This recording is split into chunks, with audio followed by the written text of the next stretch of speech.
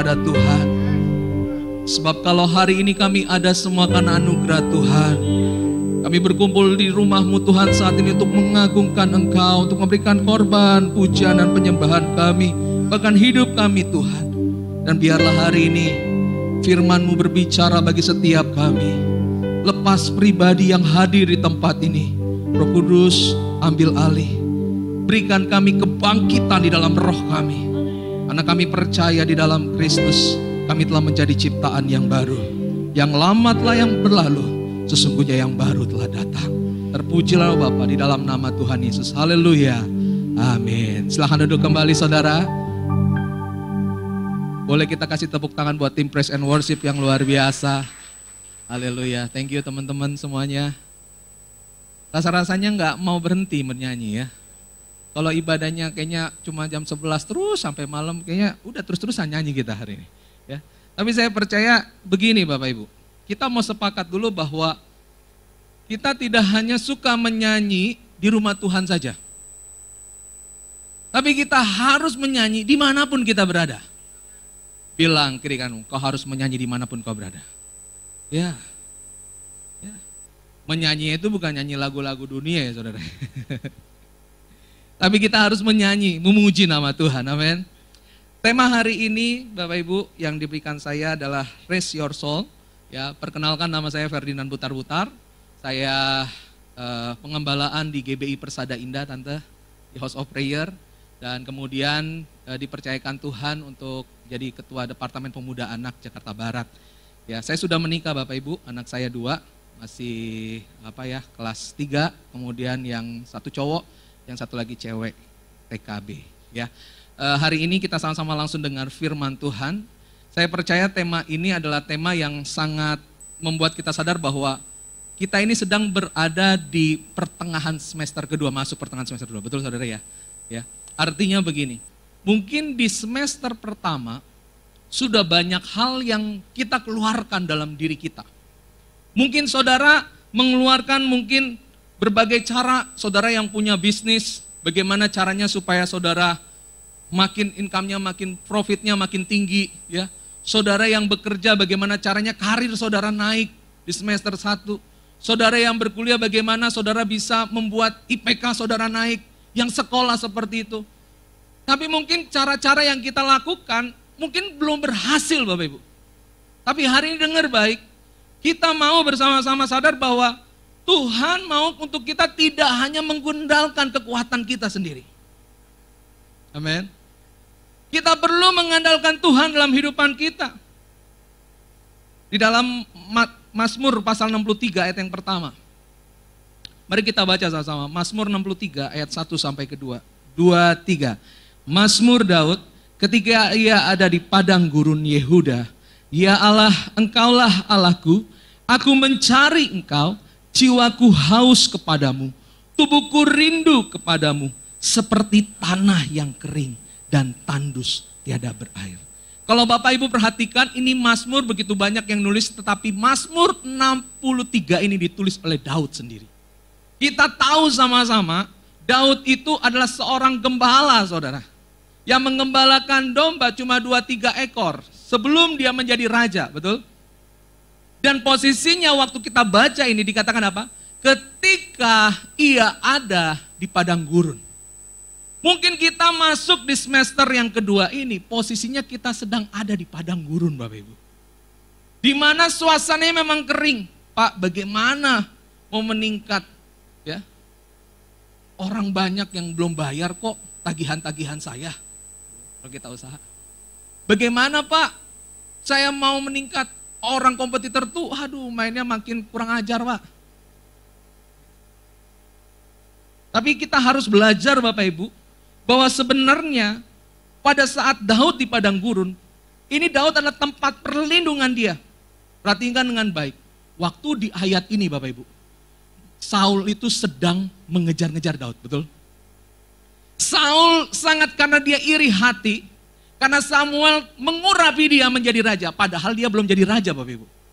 Tapi Samuel sudah mengurapi dia. Alkitab katakan, lalu roh Tuhan dalam hidupan Saul undur.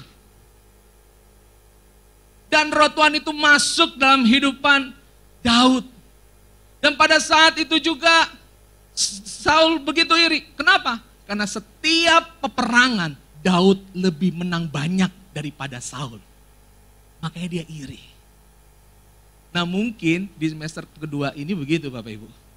Kok orang lain lebih banyak menang ya daripada saya? Bilang kiri kanan, kamu lagi ngalamin saingan gak? Banyak saingan gak di kiri kanan? Ya, susah Pak sekarang Pak, mau bikin apa-apa susah.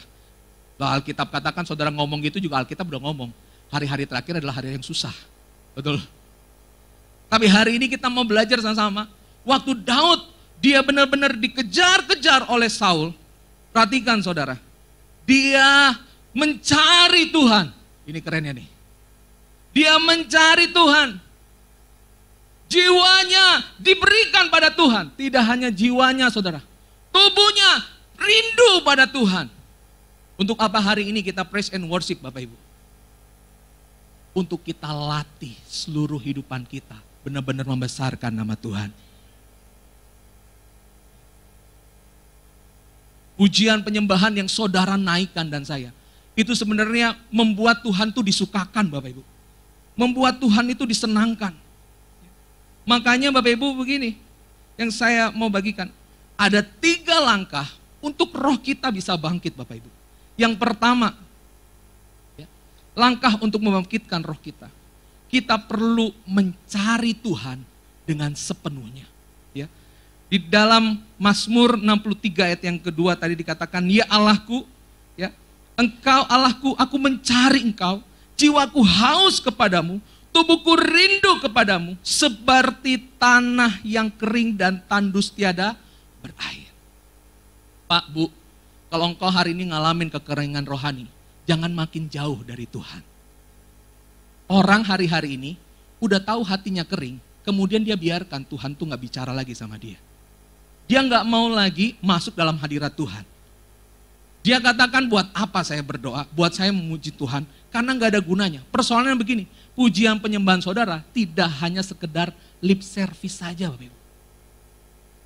Tapi harus menjadi pengalaman iman. Ada faith experience yang kita alamin bersama dengan Tuhan. Ya. Dengan jelas Bapak Ibu, Daud itu dia katakan dia merindukan Tuhan seperti tanahnya yang memang kering. Tanah kering yang rindu ada air itu yang membasahi dirinya. Ya. Saya yakin kalau Bapak Ibu hari ini kita kekeringan air, dehidrasi, itu pasti nggak nyaman, betul nggak? Ini baru jam berapa nih? Udah jadi jam 11 kita datang sini mungkin 1,5 jam gitu ya. Bapak Ibu nyanyi-nyanyi tapi belum minum kan gitu ya. Belum kering. Coba nanti Bapak Ibu sampai jam 2 jangan makan, jangan minum ya. Kering gak? Tapi saya yakin kita ini aja, badan kita tuh otomatis akan mencari air, betul? Kita akan cari di mana air minum itu berada dan kemudian kita akan minum. Supaya apa? Kita ngerti. Kita haus Bapak Ibu. Persoalannya begini, waktu roh kita kering, kita lakukan gak yang seperti itu? Kita datang gak sama Tuhan? Kita cari Tuhan gak? Atau jangan-jangan kita hanya cari orang yang bisa tolong kita? Halo? Saudara cari sekenalan saudara, atau siapapun yang bisa nolong saudara. Dengar baik Bapak Ibu, di padang gurun Yehuda, selain dia menghadapi Saul, ya, Daud juga menghadapi anaknya Absalom. Absalom adalah orang yang ingin menghancurkan taktanya Daud. Anak pemberontak Bapak Ibu. Bayangin, bapaknya yang buat kerajaan, anaknya pengen sikat. Tapi Daud sadar, gak ada cara lain. Apapun yang dia buat bisa berlalu 1 hari begitu saja Bapak Ibu. Dengar baik, kalau kau hari ini putuskan aku mau bangkitkan rohku, aku gak mau berlama-lama. Aku mau mencari Tuhan, yaitu sumber kehidupanku. Ada amin? Kita beri tepuk tangan buat Tuhan Yesus. Di dalam Markus 12 ayat 30 dengan katakan dalam terjemahan, love the Lord your God with all your heart, with all your soul, with all your mind, and with all your strength. Mungkin kita sudah mengasihi Tuhan dengan sepenuh hati. Tapi pertanyaannya, sudahkah kamu mengasihi Tuhan dengan kekuatanmu Bapak Ibu? Kekuatanmu itu berbicara tentang tenaga. Ini fisik kita. Pak, Bu, saya mau tanya Bapak Ibu, kapan terakhir Bapak Ibu benar-benar berdoa ketika Bapak Ibu capek? Saya 2 hari yang lalu, itu cukup lumayan, udah kerja terus kemudian pelayanan ya. Ada kedukaan dan segala macam. Itu lelahnya bukan main. Itu benar, saya percaya nih full timer di sini semua merasakan yang kayak begitu. Tetapi saudara, saya harus benar-benar datang sama Tuhan. Karena saya tahu gini, Tuhan tuh bukan hanya disebut namanya. Tapi saya tahu di tempat itulah saya bisa berlindung. Di tempat itulah saya dapat kekuatan. Waktu istri saya tuh tipikalnya gini, kalau dia udah tidur, saya nyanyi, jangan berisik. Saya bilang, lah gimana kamu berisik? Karena saya nyanyi, saya nyembah. Tapi hari itu juga Bapak Ibu, ya, akhirnya istri saya yang biasanya ini yang dia akhirnya sama-sama ketika melihat saya menyembah Tuhan. Ternyata waktu kita mencari Tuhan, itu pengaruhnya ngefek loh Bapak Ibu. Yang tadinya kayaknya tuh kok pasangan kita nggak mau ngikut gitu ya. Aduh udah lelah juga, udah capek. Tapi gara-gara kita sungguh-sungguh mau cari Tuhan, gara-gara kita sungguh-sungguh mau datang sama Tuhan, itu menular loh Bapak Ibu. Bilang kiri kanannya, itu akan menular kalau kau sungguh-sungguh cari Tuhan. Amen. Ya. Pertanyaan begini Bapak Ibu, seringkali kita hanya mencari Tuhan karena untuk keinginan kita sejenak. Bukan karena hasrat dari dalam. Kita hanya want, belum desire Bapak Ibu. Kalau want cuma ingin, betul? Ya enggak? Bapak Ibu kalau cuma datang ke gereja nih, cuma want doang, enggak dapat apa-apa. Gereja enggak bisa memuaskan jiwa kita. Gereja nggak bisa memuaskan apa yang saudara Bapak Ibu harapkan. Tapi ketika Bapak Ibu datang ke gereja, benar-benar fokusnya cari Tuhan. Benar-benar katakan, Tuhan, aku nggak peduli berapa banyak masalahku. Aku nggak peduli Tuhan, mungkin di semester masuk kedua ini, tantangan makin banyak. Sakitku Tuhan bukan makin sembuh, makin parah. Tapi aku nggak peduli dengan hal itu. Aku fokus cari Tuhan. Amin. Saya percaya waktu kita fokus cari Tuhan, itu adalah desire saudara. Ada keinginan yang begitu dalam. Dan Tuhan disukakan di sana. Bapak Ibu dalam pernikahan juga Bapak Ibu, ada seorang ahli itu Don J. Lipton, dia mengungkapkan ada 5 perkembangan yang akan dilewati oleh pasangan suami istri. Ya singkat saja begini, dalam rumah tangga pun kita itu juga harus masuk tahap-tahap perkembangan ya. Untuk bagaimana saling mencari, menemukan sesuatu yang pas gitu, sampai kita benar-benar gitu, sampai kita benar-benar sampai tua kita bersama-sama, sampai ada berkata gini, kalau aku nggak ada kamu tuh rasanya, aduh nggak enak gitu ya. Bapak Ibu, tahapan yang pertama kalau dalam suami istri itu tuh pertama kali itu biasanya romantic love, betul ya? Romantic love itu seperti orang yang memang baru menikah. Ini buat yang anak-anak muda nih, dewasa muda, ya kan? Makanya kalau anak muda dapat pacar begini, paling susah dikasih tahu orang tuanya. Betul nggak? Enggak sih, mama so tau banget sih. Apa so tau banget sih? Gua lebih tahu daripada dia. Ternyata abis jadi dibohongin, kasihan deh lo.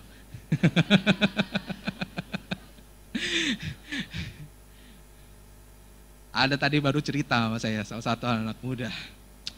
Aduh, dia nangis semalam nangis. Tiba-tiba dia bilang begini, gua kecewa banget kak. Kecewa kenapa lo? Kecewa banget sama diri gue. Kenapa? Ternyata gue pacarin orang yang udah nikah. Wah, kenapa lu gak screeningnya tinggi banget? Ya itulah karena cinta, buta mata gue. Makanya katanya cinta itu buta.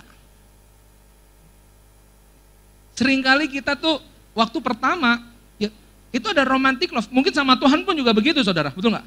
Oh cari Tuhan karena saudara udah habis disembuhkan. Cari Tuhan karena saudara bangkrut tiba-tiba dipulihkan. Cari Tuhan ketika hubungan saudara nggak harmonis jadi harmonis. Ada rasa untuk terus-menerus bersama-sama. Membangun hubungan waktu awal-awal. Tapi berikutnya saudara, tahapan kedua ada disappointment, distress. Tahapan ini apa? Mulai ada gejolak-gejolak nih. Ada masalah, ya kan? Makanya kalau dalam rumah tangga tuh ada katanya orang ketiga. Ada pillah, ada willah, ya kan? Dan banyak yang itu mengakibatkan apa? Akhirnya ya udahlah. Karena ada orang yang ketiga, buat apa lagi kita tetap berumah tangga? Seringkali ternyata apa? Dalam mengiring kita sama Tuhan, ada Allah-Allah asing yang masuk dalam kehidupan kita. Waktu kita mencari Tuhan Pak Bu, tanpa disadari, Tuhan kita itu siapa? Mungkin pekerjaan kita. Tuhan kita itu siapa? Mungkin pasangan kita, itu bisa jadi Tuhan kita. Tuhan kita itu siapa? Pokoknya segala sesuatu yang kita bisa lebih cinta itu daripada Tuhan, itu menjadi Tuhan kita. Ini yang sering dialami Bapak Ibu dalam kehidupan rumah tangga. Dan kemudian apa? Tahapan yang ketiga ada knowledge, awareness. Tahapan ini bahwa pasangan tuh mulai mencari makna dalam berumah tangga. Mereka ikut seminar, kemudian mereka kasih lihat contoh-contoh, cari siapa nih kakak rohani atau bapak rohani, ibu rohani yang punya rumah tangganya bagus. Minta saran, minta suggest. Ada kerinduan begitu. Sama saudara dan saya dan untuk mencari Tuhan. Gak cukup saudara ikut ibadah ini. Amin. Saudara harus masuk dalam pemuritan. Makanya ada komsel. Bilang kiri kanannya, kamu gabung komsel enggak? Ayo, kalau orang yang sungguh-sungguh dia pasti hidup dalam komunitas. Amin. Ya. Karena disitulah tahapan bagaimana saudara dan saya mau lebih bertambah lagi pengetahuannya, lebih dalam lagi. Kemudian apa Bapak Ibu? Ya, ada tahapan namanya transformation. Transformation begini Bapak Ibu, bahwa tahapan ini pasangan suami istri merasa pernikahannya lebih harmonis karena sudah memahami perbedaan yang ada. Jadi itu nggak ada tuh saling tuntut menuntut. Coba saya mau tanya, siapa yang suami istri hari ini datang? Angkat tangannya. Coba lihat kiri kanan yang suami istri. Kapan kamu nuntut saya mah? Kapan? Papa kadang-kadang suka nuntut mamanya ya. Mamanya juga suka nuntut papanya. Anak-anaknya ngikut. Tapi kalau udah mulai ngerti Bapak Ibu, oh iya, ada hal-hal yang mungkin bisa loh didapatkan. Tapi ada hal-hal yang gak bisa dicapai. Itu bisa kok dikomunikasikan, betul gak? Kenapa tuntutan jadinya tuh bisa jadi suatu hal yang dibawa sampai akhirnya gini, percuma gue udah nikah sama lu udah lama-lama, lu dulu begini begitu. Hei Bapak Ibu dengar baik, kalau itu bisa dikomunikasikan dari awal, saya yakin Bapak Ibu, kita akan menghargai setiap perbedaan ini, amin. Ya. Dan yang terakhir Bapak Ibu, yaitu tahapan real love. Bagaimana ada keceriaan di sana. Jadi cinta itu bukan hanya kita meminta supaya dikasihi Bapak Ibu, tapi kita mulai memberi diri kita, mulai memperhatikan satu sama lain. Pertanyaannya begini, berapa banyak saudara memberikan juga perhatianmu kepada Tuhan? Jangan sekering kali kita dengar gini, Tuhan engkau kasih dia, bener gini Bapak Ibu, Tuhan itu udah sayang sama kita. Jangan pernah tanya lagi Tuhan tuh di mana lagi sayang. Dia itu benar-benar kasih sama kita. Amin. Kita yang harus tanya diri kita, seberapa jauh saya kasih perhatian saya sama Tuhan? Apakah cukup cuma bangun pagi-pagi saya berdoa memuji Tuhan? Ataukah saya cukup juga ya udah cuma malam hari? Ataukah waktu saat naik kendaraan, naik motor, saat saya naik angkot, dan dimanapun saya berada, apakah ada kerinduan untuk saya memperhatikan Tuhan di sana? Ini pertanyaan kita Bapak Ibu. Kalau kita mau mencari Tuhan sungguh-sungguh, maka seluruh perhatian kita, seluruh cinta kita arahkan kepada Tuhan. Amin. Ya. 2 Samuel pasal 6 ayat 14 berkata begini. Dan Daud menari-nari di hadapan Tuhan dengan sekuat tenaga. Ia berbaju efod dari kain lenan. Kalau orang yang mau mencari Tuhan, jangan hanya sekedar cari wajahnya. Jangan sekedar hanya cari tangannya saja Bapak Ibu. Tapi cari wajahnya Tuhan. Dengar baik, Daud itu sekuat tenaga. Dia aja jadi raja, dia nggak malu tuh Bapak Ibu. Halo Pak Bu, coba dia lihat ekspresi saudara kiri kanannya. Waktu kita dulu nggak ada tuh kayak gimana sih memuji Tuhan? Semangat, lu nggak? Wah saudara tuh bodo amat kiri kanannya. Sekarang udah diberkati Tuhan, udah dapat pekerjaan, udah dapat anak, makin dilimpahin. Ya ampun, muji Tuhan aja mingkem. WL ini udah nyanyi nih. Ayo Bapak Ibu, kita menyembah Tuhan. Begini. WL-nya dipelototin loh sama singer. Pengalaman ya Bapak Ibu ya. Atau kita sendiri nggak mau mengangkat tangan kita. Padahal well udah ngajak, ayo Bapak Ibu mari angkat tangannya. Ya tetap nggak diangkat tangan, malah istirahat di tempat. Pak Bu, Daud aja makin diangkat sama Tuhan, makin gak lupa sama Tuhan. Jangan sampai Tuhan berkati engkau, makin kau lupa sama Tuhan. Ya. Kalau mungkin di semester kedua ini, kenapa kok stuck ya Pak? Kenapa mandek ya Pak? Coba cross check. Mungkin ini yang belum kita lakukan. Kita sedang lupakan Tuhan, saudara. Daud, dia sekuat tenaga mencari Tuhan. Yang kedua Bapak Ibu, ya, kita harus memandang Tuhan dalam segala keadaan. Mazmur 63 ayat 3. Demikianlah aku memandang kepadamu di tempat kudusmu sambil melihat kekuatan dan kemuliaanmu. Bapak Ibu, cara kita memandang Tuhan akan menentukan apa yang akan kita terima. Ya, waktu Bapak Ibu memandang Tuhannya itu salah, ya, artinya gini. Kalau Bapak Ibu cuma hanya lihat Tuhan itu buat mujizat, bukannya sumber mujizat, makanya nggak heran kalau Tuhan nggak kasih, tuh saudara marah. Tapi kalau dia sumber, dia tahu dulu nih, ngobatin dulu mana yang mandek. Betul? Sama seperti selang air Bapak Ibu. Ya, sini ibu-ibu yang sering nyuci tahu lah ya, atau bapak-bapak yang sering nyuci mobil. Kita selang kita, kalau digulung tersambat, itu nggak akan bisa keluar air. Seringkali kita lupa ada penghambat-penghambat yang memang kita belum serahkan di hadapan Tuhan. Loh, kita perlu memandang Tuhan Bapak Ibu dalam segala keadaan.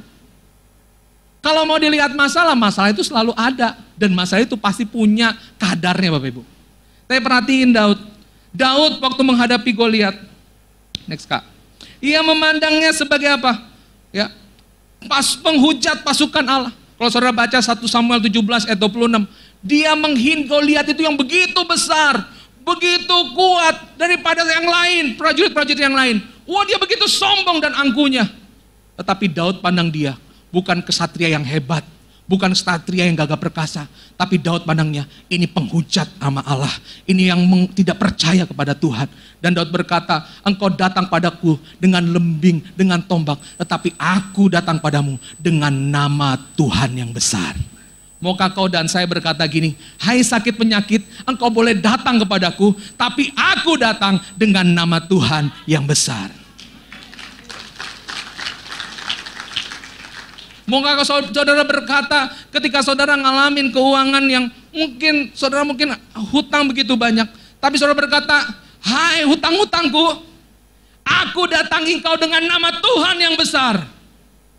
Lo gak ada yang amin. Haleluya, di sini tuh luar biasa ya. Oh, nggak punya hutang emang luar biasa. Jemaatnya diberkati Tuhan. Tuhan Yesus baik. Haleluya. Di sini justru yang memberi banyak ya. Bilang kiri kanan, kamu murah hati ya. Terus ditambahkan terus ya. Haleluya. Saat sebesar apapun masalah kita Bapak Ibu, jika kita membawa nama Tuhan, maka Tuhan yang akan bela kita. Yang ketiga, yang terakhir Bapak Ibu, bagaimana kita membangkitkan roh kita? Kita perlu muliakan Tuhan dengan pujian dan perbuatan yang baik. Mari kita baca sama-sama Ibrani 13 ayat 15 sampai 16. 2, 3. Sebab itu marilah kita oleh Dia senantiasa mempersembahkan korban syukur kepada Allah, yaitu ucapan bibir yang memuliakan namanya, dan janganlah kamu lupa berbuat baik dan memberi bantuan, sebab korban yang demikian anda berkenan kepada Allah. Ternyata Bapak Ibu, kalau kita mau bangkitkan roh kita, kita harus muliakan Tuhan dengan pujian. Tapi ditambah, terus berbuat baik.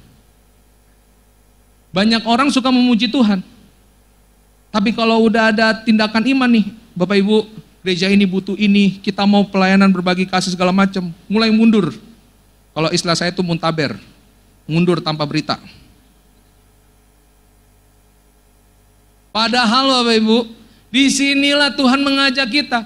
Kalau kamu muji Tuhan, bukan perkara berapa jumlah yang kamu beri Bapak Ibu. Alkitab katakan kok, kita disuruh berbuat baik, jangan lupa berbuat baik. Bapak Ibu, mungkin di semester 1 ini, terlalu fokus kita sama pekerjaan kita, usaha kita, keluarga kita. kita lupa loh ada orang lain yang lebih parah dari kita. Yang kondisinya makin tidak menentu keadaannya. Tapi maukah kita tetap berbuat baik pada dia? Ada sebuah kisah Mother Teresa, Bapak Ibu. Kenapa Tuhan panggil dia tidak hanya untuk melayani anak-anak panti asuhan, tapi dia melayani anak-anak kusta. Waktu ditanya, Bu Teresa, kenapa ibu mau melayani? Kok udah ada anak-anak panti asuhan, Bu? Nggak cukup ibu berbuat baik. Kenapa ibu mau melayani orang-orang kusta yang jari-jarinya sudah kepotong, yang sudah ibaratkan ditinggalkan orang yang sudah najis?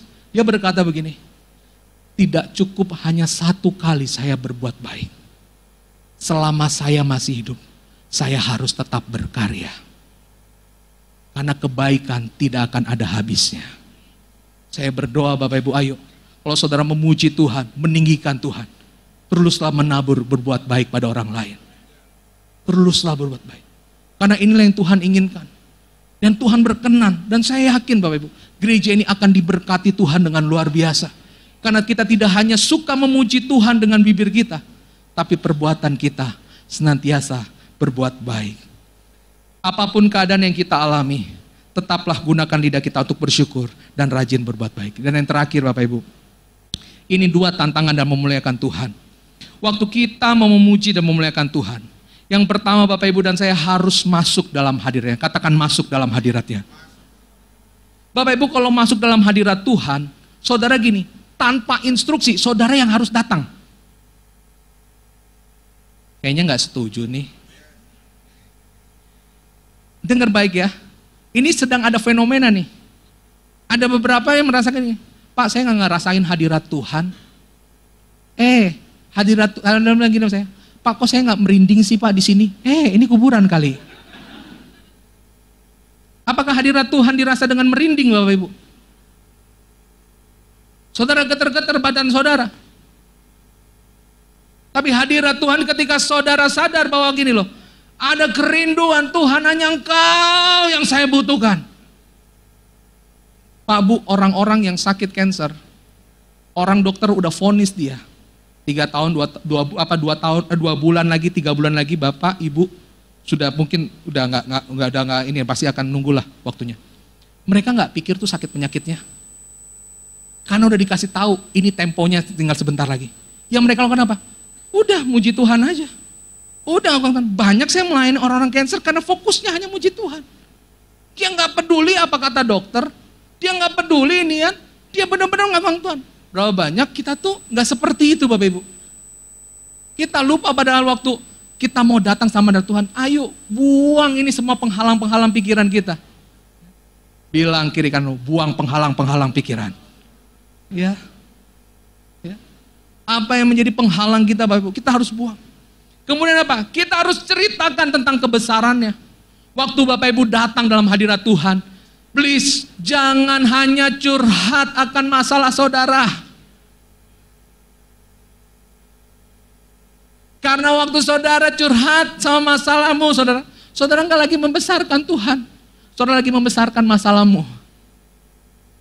Saudara lagi, Pak, kan ada pendeta bilang, kita harus berdoa, ngobrol sama Tuhan. Ada waktunya memang seperti itu. Tapi nggak setiap waktu kita harus lakukan seperti itu. Yang terpenting setiap waktu, saudara waktu datang sama Tuhan, ungkapkan seperti kitab Mazmur, Tuhan itu besar, Tuhan itu ajaib, Tuhan itu perkasa, Tuhan itu sanggup mengerjakan jauh melebihi yang aku pikirkan.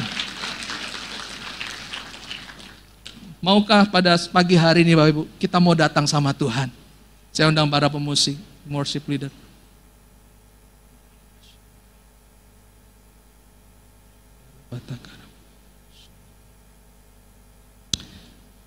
Dalam beberapa waktu ini kita mau sama-sama datang dalam hadirat Tuhan, amin. Kita mau buang penghalang-penghalang pikiran kita. Kita datang ke tempat ini punya masalah Bapak Ibu. Tapi please waktu datang ke sini, kita loh adalah penyembah-penyembah Tuhan. Amen. Bukan kita sekedar penyanyi di sini, tapi kita penyembah. Hidup kita untuk menyembah Tuhan. Amen. Waktu kita datang ke sini kita mau berkata, Tuhan, aku gak mau cerita banyak masalahku, tapi aku mau cerita banyak tentang Tuhanku yang hebat. Yes. Aku mau cerita bagaimana Tuhanku yang dahsyat. Yes. Tuhanku yang memelihara kehidupanku. Tuhanku yang membebaskan semua ketakutanku. Tuhanku yang memberikan damai sejahtera. Mari kita datang sama Tuhan. Ku ingin selalu bersekutu denganmu, menikmati hadiratmu, biarkan rohmu tinggal dalam hidupku. Sungguh indah bersamamu selamanya. Ku ingin selalu, ku ingin selalu bersekutu denganmu, menikmati hadiratmu, biarkan rohmu tinggal dalam hidupku. Sungguh indah bersamamu selamanya. Mari kita bangkit diri bersama. Hanya dekat Allahku, rasa tenang hatiku. Kau sertai jalanku sepanjang hidupku, sepanjang hidupku. Hanya dekat padamu Tuhan, hanya dekat Bapa-Mu. Ada kekuatan baru, Kaulah perlindunganku, keselamatanku, keselamatanku.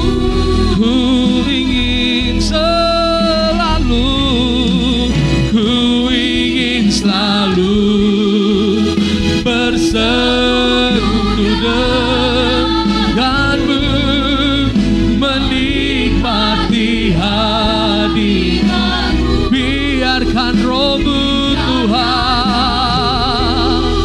tinggal dalam hidup. Sungguh indah, sungguh indah